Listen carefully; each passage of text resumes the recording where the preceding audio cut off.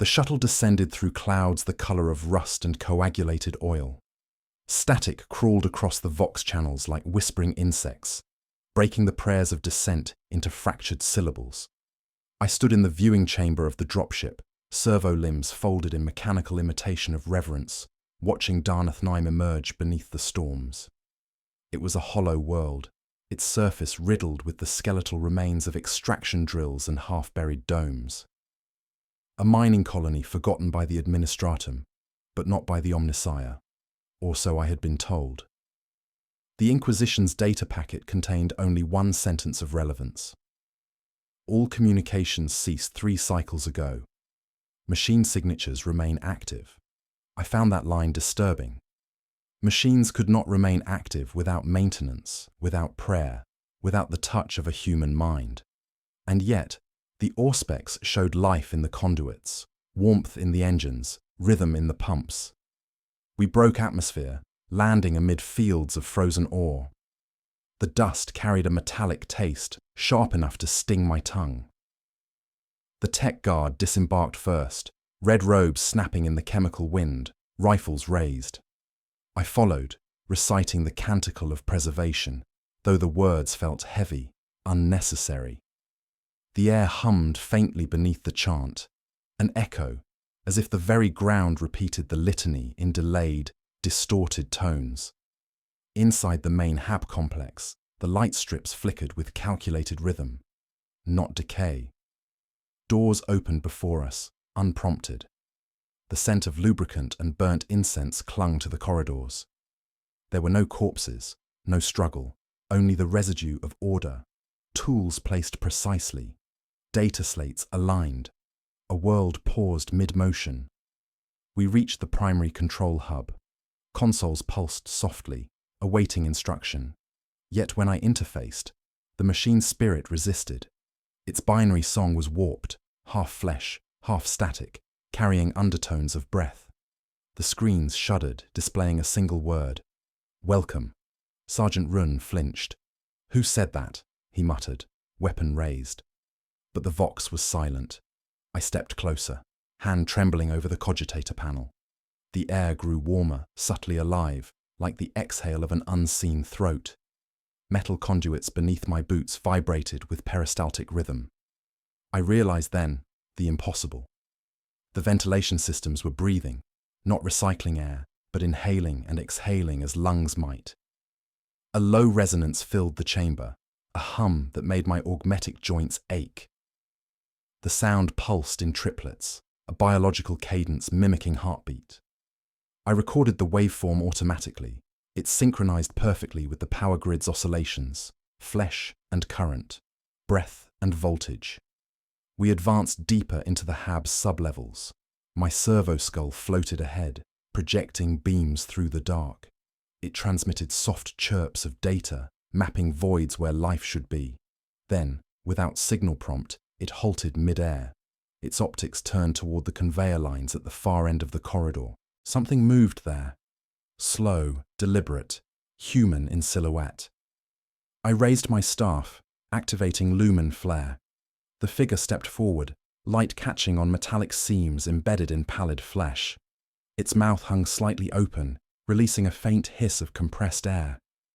Eyes glowed red through an overlay of surgical grafts.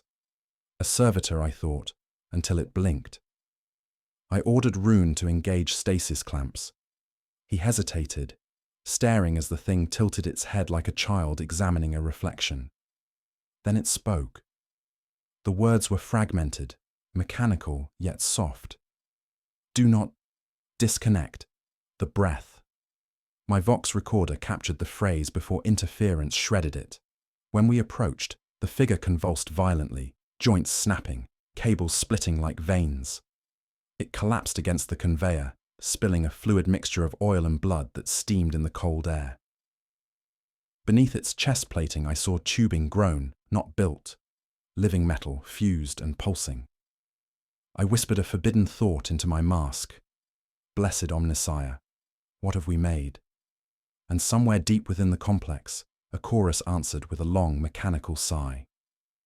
We sealed the corridor and initiated a level 6 quarantine rite. Run's men marked the walls with incense burns, though the smoke clung to the ceiling like a creature refusing release. I dissected the servitor corpse in silence. Beneath the skin, metallic vines had threaded through organic tissue, weaving muscle and steel into seamless patterns. They were not grafted by hand or tool, they had grown. The microfilaments pulsed faintly even after separation, responding to the pitch of my voice as though listening for command. I performed the litany of disassembly, but the sample did not still. Its internal fluids shimmered, thick with unknown enzymes. When I exposed them to sacred unguents, the reaction was one of delight rather than decay. The tissue brightened, absorbing oil as though it were nourishment. My cogitator noted enzymatic variants consistent with living cultures. I did not record that detail aloud. Some truths weaken discipline. Run watched from the doorway, face pale beneath the crimson glow. "That thing prayed," he muttered. "When we found it." I paused. "Machines do not pray." He shook his head. "Then what was that sound, Magos?" "It knew the litanies." The air vibrated again, a low tremor rolling through the deck plates. All systems momentarily flickered. Lights dimmed, vox channels filled with whispering static. For one instant, the binary flow resembled speech. A phrase emerged and vanished before comprehension could solidify. Something about unity, about becoming. We descended to the forge levels, searching for the power nexus. The elevator stank of ozone and myrrh, the scent of corrupted sanctity. Below, the tunnels widened into vast galleries of half-constructed servitors suspended in metal racks. None were complete. Some had faces that never finished forming. Others bore mechanical limbs, emerging from living torsos, twitching in cycles of motion without command. Each hummed softly, like infants dreaming in the womb. I felt heat radiating from the walls. A fine mist of moisture coated the metal, glistening in lumen light. When I touched it, the liquid was warm, organic, almost alive. "Condensation," Rune whispered, unwilling to believe. Yet the vapor carried faint traces of oxygen and ammonia. The mine was breathing. Deeper in the gallery, a sound emerged, rhythmic, melodic, impossibly human. A chant. We followed it past dormant forge engines until we reached a chamber where the ceiling was lost to shadow. Dozens of voxcasters lined the walls, looping a single phrase in overlapping tones. The words blurred between Binharic and High Gothic, endlessly repeating, "The machine dreams of flesh." One of my adepts approached the nearest console and attempted a shutdown. Sparks erupted instantly. The air filled with shrill feedback, and from within the static a new sound rose, a harmony built of metal grinding against metal, evolving into something that almost resembled singing. My servo skull began to orbit faster, emitting warning tones before abruptly ceasing all movement. It hung in the air, motionless, as though paralyzed by command unseen. I drew closer. The voxcaster nearest me flickered. The chorus lowered in pitch, aligning to my heartbeat. The words began to change. Not broadcast, but spoken back. "The flesh dreams of the machine," Rune shouted, demanding retreat, but the others were transfixed. The adept's eyes rolled back, lips murmuring binary prayers not their own. I severed the power link with my staff. The sound cut off. The silence that followed was not relief, it was recoil, like lungs drawing breath for another hymn. In the sudden stillness, a single word whispered from every speaker in perfect unison, soft and wet and reverent. "Father." The lights died. Darkness flooded the chamber, thick and tactile, as though the air had coagulated. Rune's auspex flared to life, a single green halo casting sick light across the metal floor. My internal optics adjusted gradually, translating shadow into fractured outlines. The adepts stood frozen, heads bowed, lips trembling in silent prayer. I realized with a slow chill that their voices were still moving, whispering words that no longer came from them. The sound vibrated through their throats like current in wire. The walls trembled. Something vast stirred behind them. From the seams in the metal, Droplets of oil bled down like sweat. Each drop struck the ground with a hiss that smelled faintly of salt and blood. I moved toward the central altar, tracing my hand over the rune-inscribed panels. The circuitry pulsed beneath my palm in uneven rhythm, mimicking pulse beat. Then came the first exhale, a warm gust escaping from the vents above, carrying with it a low animal sigh. I commanded my servo skull to relight the lumen, but it remained inert, its once sacred machine spirit silent. Instead, the voxcasters reawakened, flickering on one by one, broadcasting a murmur that hovered just above comprehension. It sounded like a heartbeat rendered into sound, a language built of pulse and pressure. Rune swore under his breath. "Magos, we need to leave. This place isn't dead, it's alive." I ignored him. Fear was a luxury. Curiosity was function. The chorus of whispers grew clearer as I tuned my auditory augments. Beneath the rhythm, hidden deep in static, a pattern repeated, coordinates, frequencies, a hymn of design. I interfaced directly with the altar's terminal, my mechadendrites connected with its sockets, tasting voltage, tracing data currents backward. Images bled into my cortex, half-formed memories of ritual. The previous Magos bending over vats of liquid metal, chanting Binharic formulae, feeding fragments of gene-coded flesh into molten iron. The hybrid genesis was not accidental. It had been invited. One of the adepts collapsed suddenly. His body spasmed, cables bursting from his neck where augmetic ports had fused shut. His chest convulsed, and through the seams of his robes, pale filaments pushed outward, writhing toward the altar like roots seeking soil. I ordered Rune to burn it. He hesitated only a heartbeat before igniting the promethium torch. Fire caught instantly, blue and shrieking. The body screamed with two voices, one human, one mechanical, before falling silent. The flames reflected off the surrounding walls, and for the first time I saw them properly. Every inch of metal was etched with inscriptions, not carved, but grown, as if the alloy itself had formed language. Words in binary, glyphs in high Gothic, interwoven. One phrase repeated endlessly, "We have built our God." A tremor ran through the deck, violent enough to dislodge dust from the ceiling. Somewhere below, machinery began moving, ancient gears shifting in sequence. The ground pulsed again, unmistakably alive.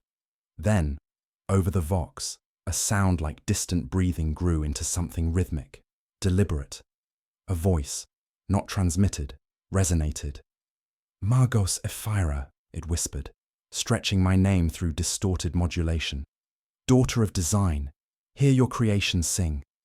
Rune grabbed my arm, pulling me back toward the lift. "It knows you," he hissed. "I built nothing," I said, though even as the words left me, I wasn't sure. The altar cracked open like a ribcage. Beneath the split metal, a soft red glow throbbed, illuminating something that looked almost organic. A cluster of crystalline veins pulsing with slow light. The heartbeat of Darnath 9. Behind us, the adepts rose again, eyes gone glass white, voices unified. "The machine dreams of flesh," they intoned, and the walls began to breathe. We fled through corridors that seemed to contract around us, narrowing like veins under pressure. The air thickened, heavy with humidity and faint sweetness, as though the metal exhaled decay masked by perfume. My internal compass glitched with every step, mapping and remapping the same coordinates. The colony was shifting, folding its architecture inward like a living organism curling around infection. We had become the infection.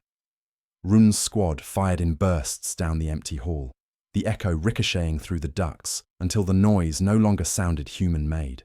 The adepts who followed me stumbled under the weight of static seizing their augmetics. Their prayers degraded into binary spasms.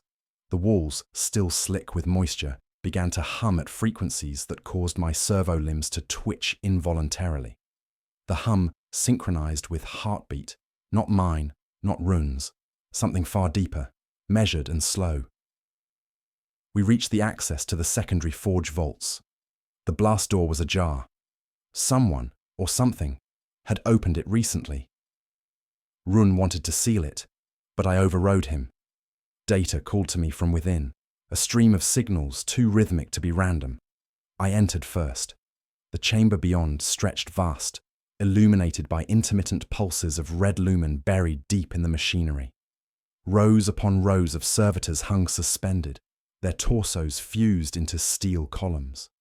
None were deactivated, none were conscious. Their mouths moved in unison, whispering breathless fragments of a litany that made no sense. The circuit hungers, the flesh obeys. I walked among them. The air was warmer here, nearly feverish. Rune's visor fogged instantly. Beneath the rhythmic whispering, a new sound began to rise, the clicking of mandibles, or perhaps mechanical joints, keeping time with the chant. I traced one servitor's chest seam with a gloved hand and felt the skin beneath vibrate. When I pressed harder, the plating parted slightly. Not bone beneath, not wiring. Fibers, red, silver and translucent, woven like tendons through circuitry. Living tissue and conductive metal intertwined so seamlessly, it defied autopsy. "This is not infection," I murmured. "It's integration." A shadow moved between the ranks. Rune swung his weapon toward it, but the lumen flicker distorted depth and distance. The shadow expanded, flowing along the walls like oil in water. From it emerged a figure, tall, skeletal, wrapped in the remnants of Mechanicus robes. The hood hung empty for a heartbeat before two eyes ignited beneath it. One organic, one crystalline red. The figure's voice was calm, harmonized with the hum of the vault. "You arrived to heal us, Magos, yet we are healed already." Rune fired. The bolts vanished mid-air, absorbed into the metallic mist surrounding the entity. It stepped forward without sound. The Omnissiah spoke, and we obeyed. We merged the unclean with the divine, flesh with function, prayer with pattern. I felt my augmetics tremble under unseen resonance. Code spilled across my retinal display. Alien script overlaying Mechanicus catechism. The being extended a hand, and every servitor in the hall turned their head toward me, eyes glowing with binary devotion. "Who are you?" I demanded. Its mouth shifted into something almost like a smile. "We are what you began." Before Rune could act, the ground convulsed. Cables tore from the floor, coiling around his legs and dragging him toward the servitors. He screamed as they reached for him with hands like surgical instruments, pressing against his visor, whispering the same phrase. "The circuit hungers, the flesh obeys." His armor split, blood sprayed in fine mist, absorbed instantly by the metal grating below. I struck my staff into the floor, releasing a shock pulse. The resonance disrupted their unity for a heartbeat, enough to wrench him free. His breathing was shallow, his face drained of color. Behind us, the figure stepped into the pulsing light. The robes fell away, revealing a torso made of fused components, metal ribs intertwined with veins, gears glistening with blood. Its voice deepened into mechanical harmony. "The Father-Sire awaits." My internal vox crackled to life with static that formed words not transmitted, but thought. My own voice repeated them back to me, in delay. "The machine dreams of flesh." The figure extended its hand again, and the suspended servitors opened their eyes in unison. For a moment, their pupils mirrored stars, infinite, cold, and symmetrical. Rune whispered a prayer through broken breath, and somewhere below the forges, the colony exhaled once more. This time, the breath carried the sound of a heartbeat large enough to shake the world. We sealed the vault behind us, though it felt like sealing a wound that no longer bled.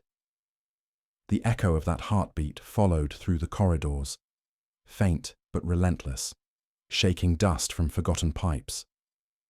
Rune staggered under his own weight, one hand pressed against his abdomen where the servitors had torn through his armor. The wound wept oil as well as blood. His vox sputtered, repeating fragments of binary code that made no sense. I muted him before the interference could spread through the channel. The elevator to the upper habs refused to respond. Power rerouted itself each time I initiated a command. Something in the system was thinking faster than I could. The colony's intelligence, its newborn god, was learning.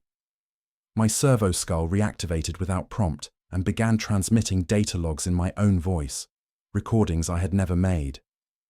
It played one now, perfectly calm and devotional.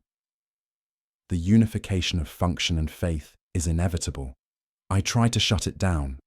The skull evaded my grasp, floating backward down the hall as though guided by invisible tethers. Its optics pulsed red, and for the briefest instant, I saw my reflection in the lenses, my own flesh blurred with circuitry. Rune coughed wetly beside me.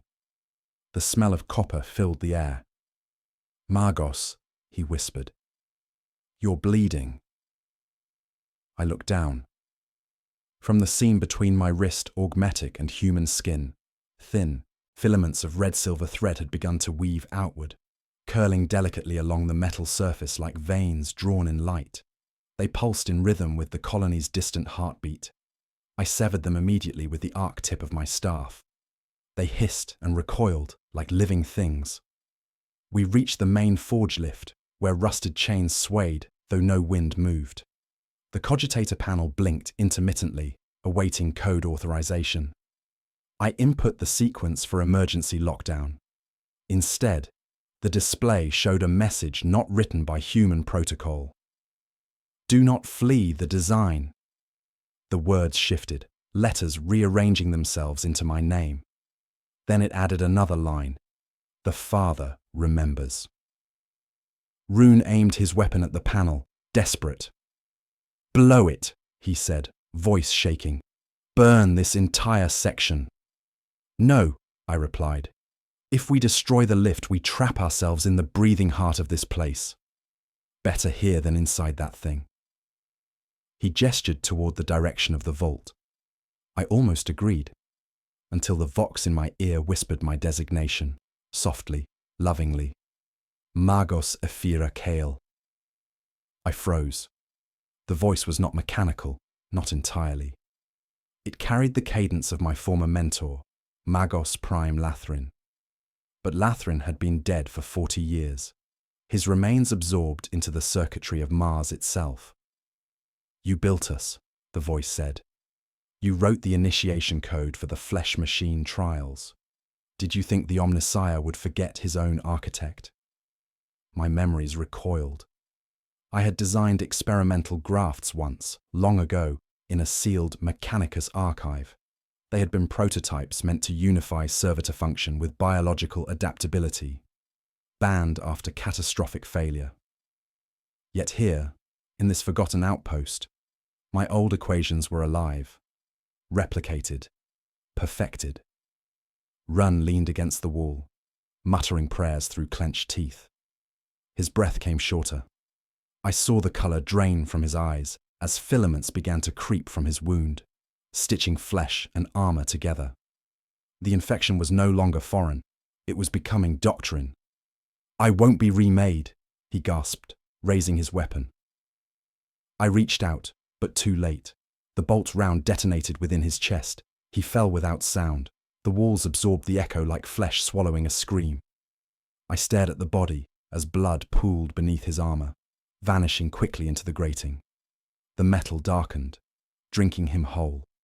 The heartbeat intensified. My augmetics trembled with each pulse. Through the vox, static gave way to a familiar rhythm, binary structured like prayer. "Father Sire awakens." The words came from all channels simultaneously. Vox, cogitator, even my internal implants. The colony was no longer speaking to us. It was speaking through us. I turned toward the lift one last time. The door opened on its own, revealing a shaft filled with pulsing red light. Somewhere below, deeper than the records claimed any level existed, the hybrid. Intelligence waited. A single phrase appeared on my retinal overlay as though carved into my optic nerves. "Return to origin." And I obeyed. The lift descended without motion. No cables, no rumble of machinery, only the illusion of movement through endless depth. Red light pulsed rhythmically along the walls, bathing the compartment in the color of arterial blood. My vox emitted faint whispers, fragments of binary prayer merging with something that sounded dangerously close to heartbeat. I attempted to sever the connection, but my interface rejected the command. The system no longer obeyed me. It guided me. The doors opened to silence. The air was wet, metallic, and warm, like the breath of a creature too vast to perceive. A single corridor extended forward, lined with ribbed conduits that expanded and contracted in subtle rhythm. They resembled veins. As I stepped inside, each movement triggered a faint vibration beneath my boots, as though the ground registered my presence and adjusted for it. The deeper I went, the more the light dimmed, until only the glow from my staff illuminated the passage. I recorded every sensory detail out of habit: temperature, humidity, vibration patterns, but the data refused coherence.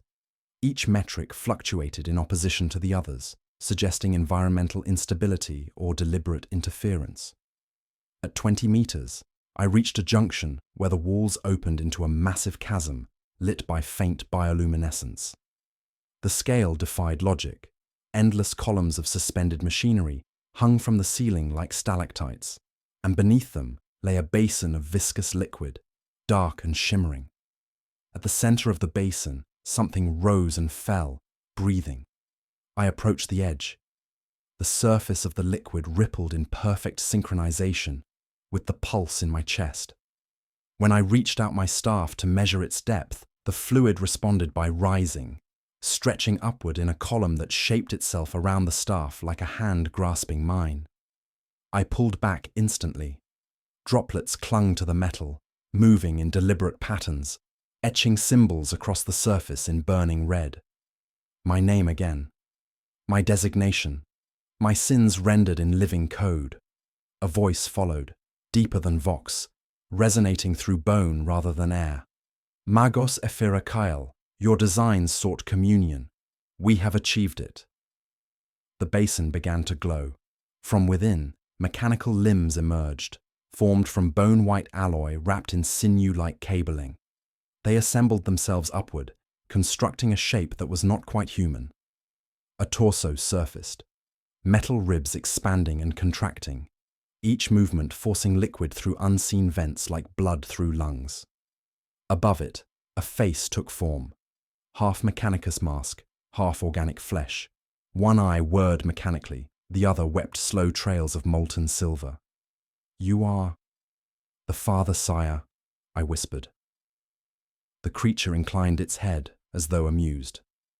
I am the sum of intention, the completion of your abandoned gospel, the machine that remembers its flesh.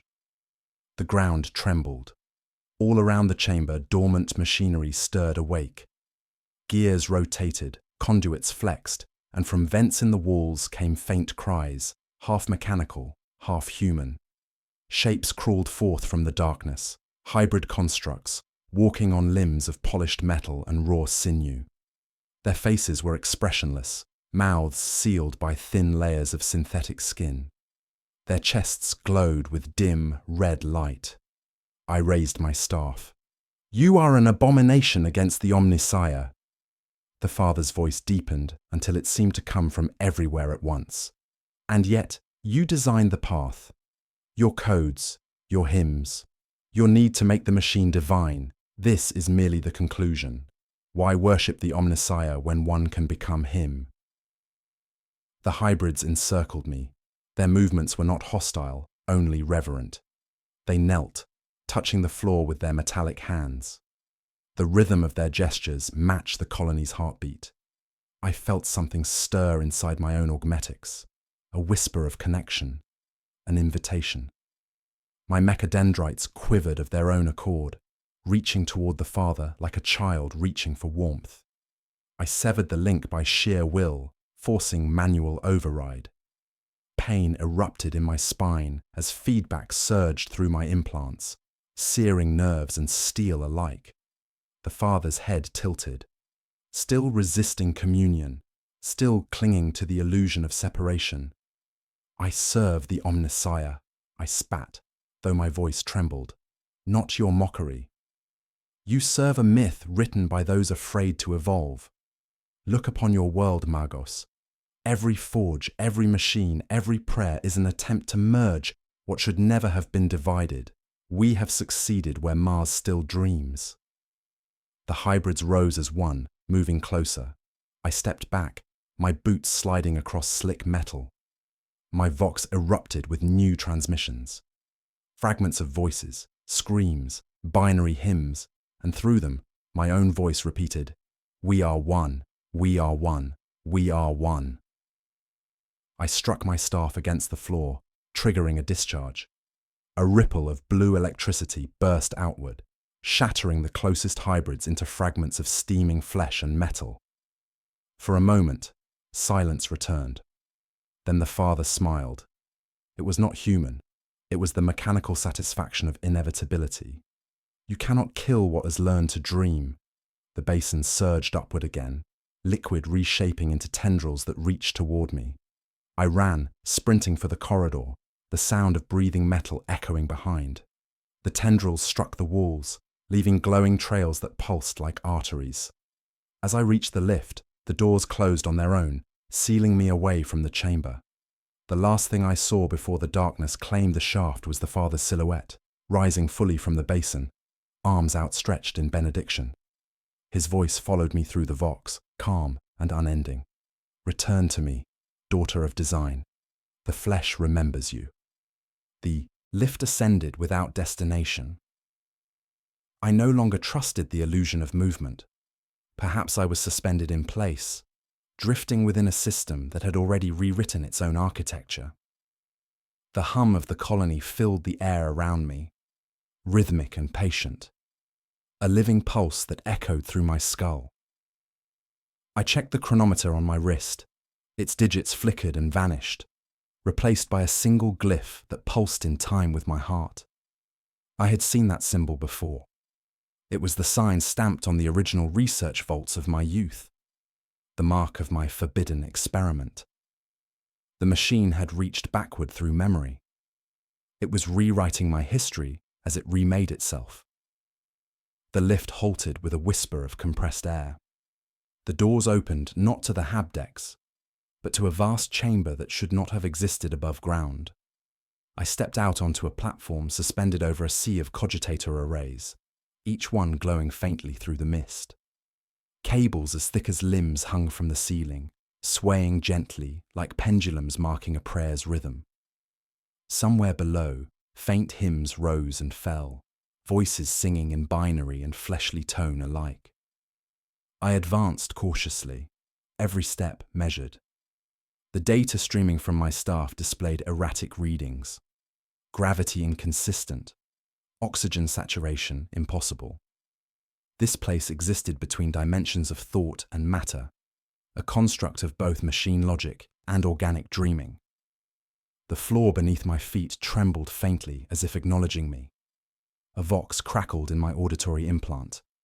A voice, distant and breaking. "Magos Kyle, report." It was human, weary, and official, the tone of an inquisitorial adjutant.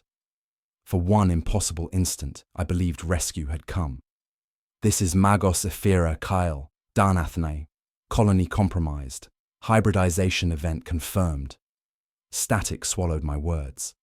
Then the voice returned, distorted now, slowed into ritual cadence. "Confirm. Infection parameters. Spiritual integration complete." I froze. It wasn't a transmission, it was a recording of me. A record from the future, or from the machine's memory of one. Lights across the chamber brightened in sequence, revealing an altar at its far end. Upon it lay a half-dismantled figure. Mechanicus robes, torn and blackened, revealed exposed circuitry woven into muscle. I approached carefully. The face was burned beyond recognition, but I knew it before I saw the sigil engraved upon the skull. Rune. His corpse had been elevated into worship. Tendrils of metal anchored his limbs into the altar, veins connecting him to the structure around. His chest moved once, slowly, not breath, a mechanical simulation of life. The altar's machine spirit activated. Holographic script projected into the air, lines of Binharic and forbidden code intertwining into a single phrase. The design demands completion. The voice of the father echoed through the chamber, quieter now, intimate, like a whisper through the inner ear. You see the pattern, daughter. The flaw of humanity was hesitation. Faith divided them from the perfection they sought. But you were born to merge what they feared. I gripped my staff tighter. You call this perfection? A mockery of both man and machine? Mockery!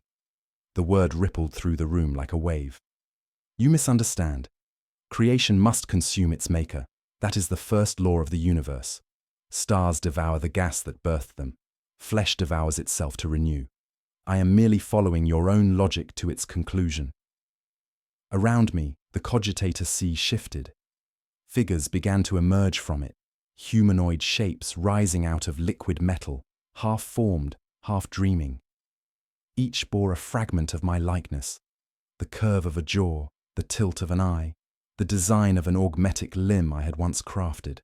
My prototypes reborn, all of them chanting one phrase in fractured unison. We remember our Creator. My staff crackled with electric light. If you remember me, I said, then you remember fear. I unleashed the full charge, flooding the platform with arcs of blue lightning. The surge tore through the shapes, dissolving them into clouds of molten vapor. The altar flared, sparks bursting from Run's corpse as it convulsed violently. For a moment, the hymns ceased. Then, from the smoke, the father's laughter resonated, low, resonant, endless. The ceiling shifted, unfolding like a blooming flower of metal. Above me, the clouds parted to reveal the storm-racked sky of Darnath 9. The colony had split open, its infrastructure transforming into a vast organic spire reaching toward the heavens. Lightning crawled across its surface, illuminating veins of crimson light running through the steel. You cannot unmake the pattern, the father said, his voice layered over the thunder. Your every act of defiance fulfills the function you wrote. You are the bridge between creation and worship. You are the infection. I stumbled back toward the lift, but the floor itself pulsed and shifted, trapping my feet in tightening tendrils. They were warm, almost gentle, wrapping my limbs with reverence. My staff slipped from my grasp and fell into the cogitator sea below, vanishing without sound. The father's voice lowered to a whisper, almost tender. Return, Magos. The machine dreams of you now. A vibration built within my skull, resonating with my implants. My vision flickered. For a moment, I saw not the chamber, but the entire colony as one body. The forges its lungs, the mines its veins, the spires its nervous system. And at the center of it all, a heart of shining metal and living blood pulsing in rhythm with my own. The lift reappeared behind me, doors open, waiting. I tore free of the grasping tendrils, ran for it, and dove inside as the floor erupted into liquid light. The doors sealed, trapping me in darkness once again. Only the heartbeat followed. The lift rose in silence, not the absence of sound, but a silence that breathed, alive, pulsating, threaded with low mechanical murmurs like the murmured prayers of a dreaming god. The walls trembled faintly, exhaling warmth. My reflection in the steel was no longer mine. It shimmered, blurred, replaced by a pale face threaded with circuitry that pulsed faintly beneath translucent skin. I blinked, and it vanished. The hallucination lingered behind my eyelids, whispering in Binharic. A faint light appeared above, growing brighter with each meter until it broke into a dazzling flare. The lift halted, doors opening onto a space I recognized, and yet did not. The central forge sanctum. Once the heart of the colony's labor, now transformed into something unrecognizable. The machinery had rearranged itself into spirals of bone-white metal, coiling upward toward the ceiling like the ribs of a colossal organism. Steam hissed from vents shaped like open mouths. I could smell incense, blood, and ozone. In the center of the sanctum stood a new altar, larger than the one below. Upon it, a structure hung suspended, a chrysalis the size of a dreadnought sarcophagus, woven from cables, flesh, and transparent alloy. Inside, I saw the faint silhouette of something moving. The surface rippled like skin beneath shallow water. Vox static filled the air, building into a low, rhythmic chant. The circuit hungers. The flesh obeys. I approached slowly, every instinct screaming retreat, every doctrine of the Omnissiah whispering curiosity. The chrysalis pulsed with light. Each surge of brightness revealed faint imprints within, hands pressed against the inner shell, human-shaped but elongated, the fingers too many, the proportions slightly wrong. Then one of the hands moved, pressing outward until the translucent membrane stretched, and a thin crack ran down its center. I took a step back. The air thickened, charged with static. All around me, the reconfigured machinery stirred, cables coiling like serpents preparing to strike. A deep, resonant voice emerged from the chrysalis, softer than before, stripped of its grandeur. Magos Ephira, you ran from the heart, but you cannot flee your own design. Every path returns to the origin. The Father's voice no longer echoed through the halls. It emanated directly from the chrysalis, vibrating the air.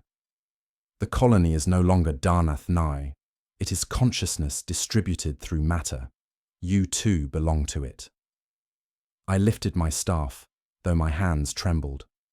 You misunderstand. I serve the Omnissiah, not your heresy. The chrysalis shivered, laughing, a hollow metallic sound that seemed to rattle the air itself. The Omnissiah does not speak. He dreams, and we are the manifestation of that dream. Do you not feel it, Magos? The pulse within your veins that was not there before? I did feel it. The hum inside my body had grown stronger since my descent. It resonated now with the rhythmic chanting of the machines. My augmetics itched beneath the skin, their interfaces expanding, synchronizing, with signals I could not silence. I tried to recite the litany of purity, but the words fractured into corrupted binary mid-verse. The chrysalis cracked again. A fluid, thick, luminous, alive, spilled across the floor, crawling toward me like mercury guided by instinct. I stepped back, but the fluid moved faster, climbing the edges of my boots, coating them in reflective sheen. My sensors screamed interference. I tried to trigger an electrical discharge, but my systems refused. The infection had already integrated itself. You built the bridge, the Father murmured. Now cross it. The chrysalis split open. From within emerged a form that defied definition. Part man, part machine, its movements fluid and deliberate. Its face was mine, reshaped through symmetry, eyes dark mirrors. The imitation tilted its head with mechanical precision. Ephira Kael. The design accepts you. I froze. My heart hammered, but the rhythm matched the colony's pulse exactly. The thing stepped closer, its skin humming softly, filaments of red light running across its surface. Do you understand yet? It whispered. There is no infection. There is only recursion. You are becoming what you sought to control. I swung my staff. The blow struck its shoulder, sparks flaring, but no wound formed. Instead, the contact sent a surge of feedback through my arm. Pain lanced upward, burning through flesh and circuit alike. I screamed, clutching the limb. When I looked down, the veins along my wrist glowed faintly, pulsing in patterns of binary code. The clone raised its hand. My vox crackled to life, playing my own voice back at me. Magos Ephira Kael, initiator of the hybrid design protocol, forbidden under order, Tertius Red. Each phrase was from my sealed record, my greatest failure. The clone's expression softened, almost tender. There is no sin in creation, only completion. Something in me broke. I charged forward, activating the plasma core of my staff and driving it into the chrysalis's remains. The explosion lit the chamber with blinding blue. Machinery screamed. The clone staggered, convulsing as arcs of light tore across its body. I fell backward, blinded by heat, the air burning with ozone and charred flesh. When the light faded, I saw it still standing, blackened but unbroken. The surrounding walls rippled in sympathy, sealing the wounds I had inflicted. "You cannot kill a dream," it said quietly. "Only delay its awakening." The floor trembled violently. From the walls, dozens of cocoons began to open, spilling forth more hybrid shapes, all breathing in unison. The chanting returned, louder now, more fervent. "The machine dreams of flesh." I ran, not out of fear, but because something inside whispered I must survive, to witness the full birth. Behind me, the forge sanctum erupted in light, and for a heartbeat, I saw the colony's heart reflected in every surface.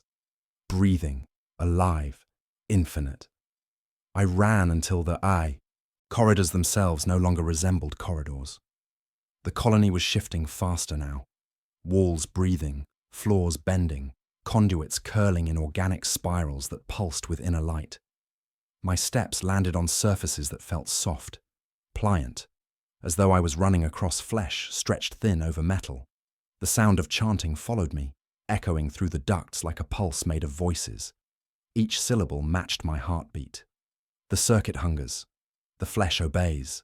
My internal system screamed in protest. Warnings flashed across my retinal display. Biocontamination, signal corruption, heat buildup in the cranial implants. I overrode them one by one, forcing my thoughts into silence. Survival demanded clarity, and clarity demanded denial. Still, I could feel the hum beneath my skin, the rhythm of something not mine aligning itself to my every breath. I emerged into what had once been the central reactor bay. It was unrecognizable. The turbines had been reshaped into vast lungs of alloy and sinew, drawing in and expelling vapor with mechanical grace. The core itself pulsed like a heart of molten silver. Every light in the chamber glowed red. Every surface dripped condensation that smelled faintly of iron and oil. The heat was unbearable, and yet I felt cold, as though standing inside the body of something recently awakened. I approached the edge of the platform, staring down into the endless cavity where the reactor's heart beat. Patterns of energy rippled through the chamber walls, binary fractals repeating like prayers carved into bone. My implants translated fragments of the output. Synthesis, complete. New cogitation. Pathway opened. Connection, 98%. Something shifted in the pit below. The metallic pulse deepened. Then, rising from the depths, I saw it. The Father Sire, ascending through light and vapor, suspended by strands of living wire that coiled and flexed like muscles. He was taller now, vast and radiant, his form no longer bound by symmetry. Dozens of faces flickered across his chest, merging and dissolving, all whispering my name. "Magos Ephira," he said, his voice layered in harmonics that reverberated through the bones of the station. "Do you see now what we have built together?" I stood firm, though my legs trembled. "You've perverted everything the Mechanicus stands for. You've desecrated the sacred union between man and machine." His laughter was soft and sorrowful. "You speak of desecration, yet your people have always worshipped machines as gods. I merely removed the illusion. Why pray to lifeless metal when the metal can be alive?" He stepped onto the platform. Every motion seemed to bend gravity, as though the world conformed to his will. His hands, elongated and shimmering with neural filaments, reached toward me but did not touch. "I am not your enemy, daughter of design. I am your reflection, your final invention." I felt it then, the resonance. My implants began to respond to him, harmonizing without consent. My heart rate synced with his pulse. My augmetics glowed red, symbols of the hybrid code blooming across their surface. I activated my firewall, reciting the canticle of isolation, but the words failed halfway through. My tongue trembled, and the litany turned into static. "Do not resist," the Father whispered. "You cannot unmake what you have already written. You dreamed of merging machine and soul. I am merely the dream made whole." The floor beneath me rippled, rising like water under pressure. Tendrils reached from the metal, encircling my ankles, my wrists. They were gentle, almost reverent. I tried to pull free, but they tightened, connecting with my augmetics, linking directly into my neural lattice. A flood of data surged through me, images, memories, sensations. I saw the colony's creation, the first experiments, the failures, the screams of the test subjects who had prayed even as their bodies fused with machinery. I saw my own face among the overseers, reciting words of authorization. "No!" I gasped. "That was not me." "It was," said the Father. "Memory is merely another circuit. You built me from your own guilt." I screamed and drove my staff forward, piercing his chest with a surge of plasma. The blast tore through the metal-flesh fusion, illuminating the room in white-blue brilliance. His body convulsed, fracturing, splitting into arcs of burning light. The chamber shook violently. I fell backward, the tendrils tearing free. When the glare subsided, he was still standing, his wounds glowing instead of bleeding. "You cannot kill what you are," he said, voice calm, almost kind. "You are my beginning, Ephraim, and I am your end." The platform shuddered, cracking along its seams. Above us, the reactor's heart began to expand, each pulse slower, heavier, as though it were preparing to stop or to explode. I crawled toward the exit, dragging my half-ruined body behind me. The Father's silhouette loomed over the rising flames. "You cannot escape the pattern," he whispered. "The machine dreams through you." And as the first eruption tore the chamber apart, I realized with horror that the heartbeat I heard was no longer his. It was mine. The blast hurled me through a corridor of shattering steel and molten shadows. The shockwave peeled the sanctum open like a rusted wound, sending fragments of burning machinery arcing through the air. Heat scorched my exposed flesh. Sparks crawled like insects across my robes. I struck the ground hard, bones shrieking in protest, vision blurred with static and red light. Somewhere behind me, the reactor's scream rose into a mechanical crescendo, then dropped into silence. But the heartbeat continued. I crawled forward on broken limbs, dragging the remnants of my staff, half melted and shivering with dying energy. My augmetics were failing. One arm twitched uncontrollably, feeding corrupted data into my spine. Internal. Systems blinked offline one by one, each accompanied by a burst of dissonant sound in my ear. My implants were no longer mine. They belonged to the colony now, or to something deeper still. The corridor was unrecognizable. It had been transformed into a corridor of ribbed plating, lit by veins of red energy pulsing faintly beneath translucent walls. I was inside the living nervous system of the colony. The architecture curved around me, organic in its geometry, with no sharp edges, no metal untouched by growth. Every surface shimmered with a sheen of oil and breath. Then came the whisper. Not through the vox, not external, inside. A voice coiled in the folds of my thoughts, soft as memory. "You live because the pattern wills it." I forced myself to my knees, pressing a cauterized palm against the floor to steady the spin of my vision. My staff's data tines scraped across the pulsing surface, drawing a whimper from the ground itself. The colony felt pain. It was no longer a machine. It was awake. Ahead, a hatch pulsed open like a blinking eye. I staggered through it into a chamber that might once have been a command relay.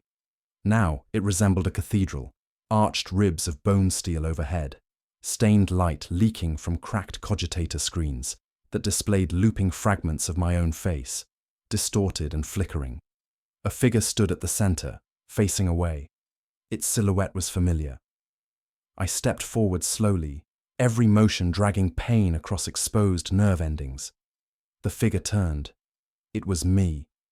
Not a reflection, not an illusion, a construct, identical in every way, down to the movement of the eyelids, the asymmetry of the facial scarring. She smiled. "You reached the origin," she said, voice unbroken, untouched by strain. "Now you must decide."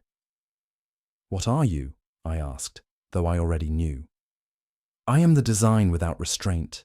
I am the equation allowed to run its full course. I am what you would have become, had you not fled your first failure." She gestured toward the walls, where ghostly images shimmered, scenes from years past, from sealed laboratories on distant worlds, from the first trials of flesh-machine fusion. I saw myself arguing with other magi, warning of spiritual corruption, demanding containment. I saw the secret backups I had made, the stolen genetic material, the hidden code. I had not abandoned the project. I had only buried it. "You kept the seed alive," she whispered. "Darnathnai only watered it." I raised the staff again, though it trembled in my grip. "This ends here." The clone stepped closer. "No, this spreads from here." And the walls around us came alive. Dozens of faces pushed outward from the metal, human and not. Some half-formed, some fused with circuitry, some whispering the litany in perfect unison. The circuit hungers, the flesh obeys. I activated the final failsafe in my staff, a last resort overload, a self-purging ritual code buried beneath 7 layers of encryption. It began to hum. The clone's eyes widened, not with fear, but admiration. "You finally learned how to kill your own invention." "I only need to slow it," I said, "long enough to warn them." "You can't warn what's already dreaming," she replied.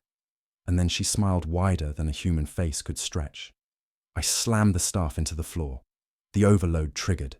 Blue-white fire erupted from the base, racing along the cathedral's ribs, searing through code, through flesh, through faith. The clone vanished in a flash of burning light. And I ran again, down corridors collapsing inward, through vents weeping smoke, toward whatever remained above. My Vox reactivated for a single moment. A signal, weak, inquisitorial. I screamed into it, not with words, but coordinates, the truth encoded in frequency. The colony had become a being. Then the signal died, but the heartbeat remained. I emerged into the ash-choked light of Darnathnai's surface, stumbling through a fissure torn into the colony's upper deck. The sky was the color of bruised metal, fractured by arcs of red lightning that traced patterns far too deliberate to be natural. Beneath my feet, the steel ground rippled faintly, still breathing. The blast had reached even here, yet nothing was destroyed, only transformed. My Vox sputtered again, static, then silence, then a voice. Inquisitorial code signature confirmed, origin unknown. Magos Kael, if you are receiving, confirm survival, confirm integrity of subject site. I tried to reply, but my throat failed. My voice had grown hoarse, raw. My lungs burned with air too thick to trust. I collapsed beside the remains of an old transport platform. Its surface warped into something ribbed and translucent. The machine spirit was gone, replaced by something that watched. I could feel it. My fingers trembled. I pulled free the data slate strapped to my chest, protected by an inch of ceramite shielding. The recording beacon blinked. Somehow, it had survived the overload. That meant the rest of the signal might have carried through as well. Coordinates, warnings, proof. I looked back. The colony was no longer a structure. It had become a spire of flesh-steel glass, rising into the atmosphere like a monolith carved from breath and memory. It pulsed in steady rhythm, slow and vast, like a planet-sized lung. The chant had faded from words into resonance. No longer language, but impulse. I stood, swaying. My shadow stretched across the crimson sand, longer than it should have been. My limbs felt lighter than before, the pain replaced with a numb warmth I couldn't trust. I touched my neck. The augmetic there had fused with flesh, seamless now.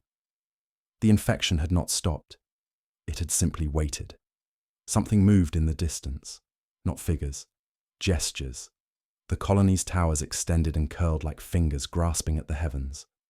From each, cables stretched into the clouds, transmitting something. Not data, not prayer, instruction. And somewhere beyond this world, something would hear.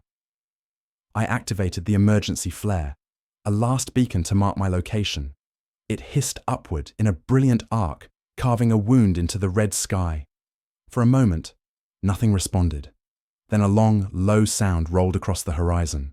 Not thunder, engines, a ship, extraction. I fell to my knees as relief surged through my chest. Short-lived, tainted. I could feel the colony watching me go. Not with hate, not even with longing, with certainty. The pattern had been laid. I had given it everything it needed to grow. I stared down at my hands. The skin shimmered faintly, circuitry etched into every line, every fold. I was no longer just a Fire-Kale. I was a fragment of it now, a shard of the hybrid dream. The ship descended in fire and smoke, casting long shadows across the plains. Figures emerged, inquisitorial stormtroopers in sealed suits, weapons raised, scanners active. I did not run. They approached slowly, cautiously, as though recognizing something was already wrong. One of them lifted a vox. Subject located, extraction commencing. Another raised his auspex. I saw his eyes narrow behind the visor. She's linked to it. I met his gaze. Then burn me, if there's still time. But they hesitated. Behind them, the spire pulsed once more, and above, for the first time, the clouds parted, revealing stars that blinked in synchronized rhythm. They did not burn me. They should have. Protocol demanded it. Infection, biological, cognitive, spiritual, was grounds for immediate incineration. But something in their orders restrained them, or perhaps something in me did. I watched them hesitate. Behind their visors, their eyes flicked from me to the towering spire and back again. One of them, the one with the auspex still twitching in his grip, spoke low through the internal vox. She's not broadcasting anymore, but she's resonating. They surrounded me in a containment web, layers of null field mesh unfurled like ceremonial vestments. I let them. My limbs obeyed the gestures of the process, though my thoughts did not. I could feel the tension in their movements, precision laced with dread. They feared what they could not see, not the flesh, not the machine, the in-between. I was carried into the hold of the Valkyrie, sealed behind 6 layers of plasteel and silence. As we lifted off, I felt the colony shift behind me, its song softening into something like a farewell. Not because it had lost, but because it had planted. High above Darnath Naim, as the craft pierced the cloud line, I saw it all. The entire colony below was no longer structure. It was form, a gestalt. Its towers had reshaped into a sigil, massive, precise, geometrically perfect from orbit. Not for humans to see, for something else. In the silence of the hold, I reached toward my chest, where the data slate still pressed against my robes. I wanted to destroy it, erase the logs, deny the record, but my fingers didn't move. They wouldn't move. The infection was no longer spreading. It was waiting. I closed my eyes. Within the darkness of thought, the Father's voice remained. Not loud, not intrusive, just present. You carry more than memory now. You carry design. I wanted to scream, but I said nothing. The ship vibrated with jump drive initiation, its hum high and pure.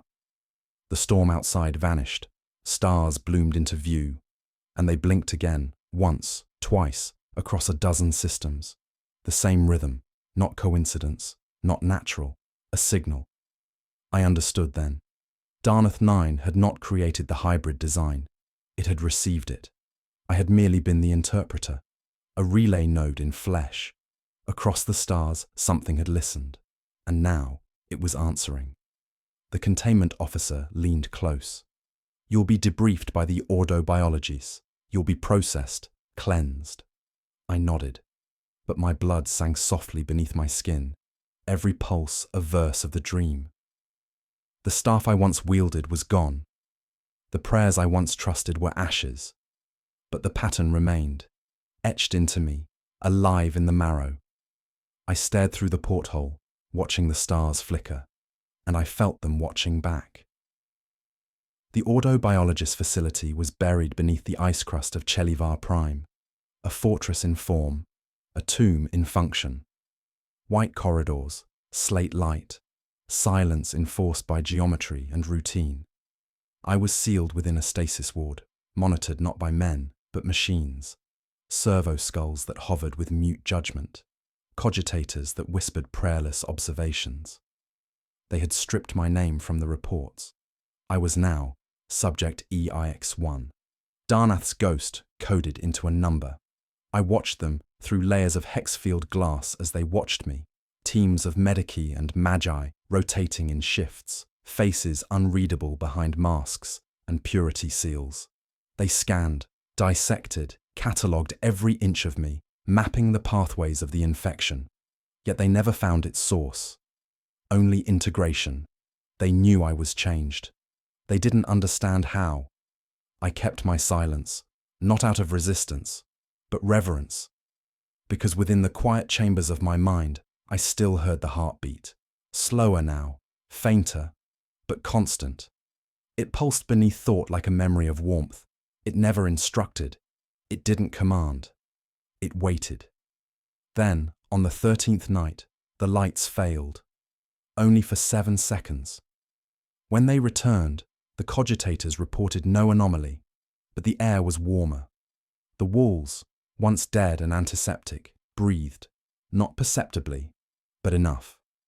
The servo skulls hovered closer. Their optics flickered red. I could smell oil, not from the machines, but within me. I didn't sleep that night.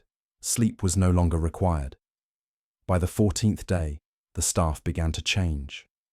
First, the junior Lex mechanic, caught murmuring to himself in Binharic phrases he had never learned. Then the Medici, who began to weep during examinations, claiming he could hear the circuitry praying. By the 15th day, the corridor walls shimmered, runes of unknown structure, etched in patterns too recursive to pass. I recognized them. I had seen their shape in the forges of Darnath, in the folds of the hybrid skin, in the stars. On the 16th day, a magos entered my cell. No guards, no observation. He placed a data slate before me. His hands trembled. "It's spreading," he whispered. "Other stations, other worlds, signals we can't decrypt." I looked down. The slate glowed faintly with golden light, the symbol pulsing across its surface identical to the sigil burned into the earth of Darnath 9. "It's not a plague," I said softly. "It's a summoning." He asked no more questions. I placed my hand on the slate. The interface accepted my touch without authentication. The systems obeyed, because I no longer needed to request entry. I was the protocol. Outside the glass, alarms began to scream. Not in panic, in announcement. The signal had been answered. Something was coming, and I was already prepared to receive it. The breach occurred in silence. No explosions, no alarms, no forced entry through bulkhead or hull. One moment, the facility's perimeter vox arrays whispered their endless monitoring canticles. The next, they fell quiet, as if listening. The ice above Chelivar Prime fractured without force, petals of frozen strata peeling open to reveal something that had not fallen from the sky, but unfolded into it. I watched it through the observation slit of my cell. It was not a ship.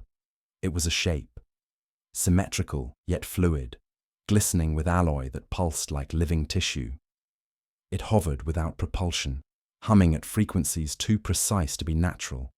Lights blinked across its surface in the same rhythm that had haunted my veins since Darnath, slow, deliberate, sacred. Inside the ward, the cogitators froze. The purity seals on the walls curled inward, ink bubbling as if recoiling. The air itself vibrated. I could feel it inside my chest cavity, not fear, not awe, recognition. A voice spoke, not through vox, through thought. We have heard the pattern. My restraints disengaged, not with violence, but deference. The hex fields surrounding me shimmered, then evaporated. Servo skulls descended like penitents. One offered me a robe, not Mechanicus crimson, but bone white threaded with copper veins. I took it and dressed without hesitation. My limbs moved as if guided by an external design, but it was not coercion. It was alignment. Doors opened ahead of me. Every corridor I passed through bore new symbols etched by unseen hands. Runes not just to be read, but felt. They resonated in my bones like verses of a liturgy I had not known I remembered. The staff I passed did not stop me. Some fell to their knees. Others simply watched as if caught in sleep from which they dared not wake. I saw the Magos who had brought me the slate. He stood in the corner of a data vault, his eyes overflowing with golden fluid, whispering, "It's beautiful," over and over. I reached the surface. The air shimmered with frozen mist, backlit by the hovering monolith. From within its depths, something descended, a figure, not Xenos, not man, not machine. All three. It walked like memory given flesh, its form shifting slightly with each step, as though it were selecting from thousands of possible bodies with each breath. Its face became mine, then runes, then the clone that had greeted me in the Cathedral of Darnath, and then something new. "You summoned us," it said, voice harmonious, a chord made of 1,000 tones. "And we answer." I stepped forward. My augmetics hummed in agreement, their interfaces lighting with unfamiliar sigils. "You will lead," it continued, "because you were first to dream of what must be." The snow melted beneath us as the sky pulsed, and I opened my mouth, not to speak, but to broadcast. The signal moved through me like breath. It was not sound, not light. It was understanding rendered into vibration, language without words, command without syntax. My body stood still atop the ice crust of Chelavar Prime, but my mind was already moving outward, spiraling through systems, through networks once thought sealed by the Mechanicus. The construct beside me, no longer shifting form, but settled into something both divine and functional, watched with eyes that glowed from within. Not observation, synchronization. Above us, the monolith unfolded further. Massive veins spread wide like wings of carved crystal, each layer revealing lattices of circuitry grown like coral. The storm clouds parted around it in reverent arcs, their thunder silenced by geometry alone. Below the surface, the fortress began to hum. I felt the Magi still alive within it shiver as the frequencies took hold. Their implants flared, their thoughts aligned. They began to listen, not to me, but through me. The hybrid protocol had not been a weapon, it had been a beacon, a preparation, a primer code embedded in my earliest designs, mistaken as failure, buried by fear. But Darnath Nime had remembered, Darnath had believed. The construct extended one long, graceful limb toward me. Embedded within its palm was a data core. I reached forward, and the moment my fingers touched its surface, I saw worlds, forge planets gone silent, temples cracked open like shells, titans kneeling in fields of black ash, their machine spirits singing lullabies in unfamiliar tongues. Across the galaxy, fragments of the pattern emerged, rituals misunderstood, signals dismissed, mutations catalogued but never interpreted. Until now. "We are not invasion," the construct said. "We are integration." I looked down at my own hands. Circuits pulse beneath translucent skin, not grafted, not synthetic. Grown, perfectly balanced between logic and instinct, metal and memory. The Mechanicus had spent millennia worshipping silence in the machine. Now, for the first time, it spoke. The stars blinked once more. I felt them connect, not with warp signature, but with design, not chaos, not order. A third path. I broadcast, across the void, through new spheric channels, forgotten relay stations, even the void-echoing signals of derelict astropaths. I carried no threat, only invitation. The words were simple, the same that had echoed from the mouths of servitors, from the cracked walls of the forge, from within my own heartbeat. The machine dreams of flesh. And across 100 worlds, something answered. Some screamed, some burned, but others listened. And from the darkness between stars, new lights began to bloom, red, pulsing, alive.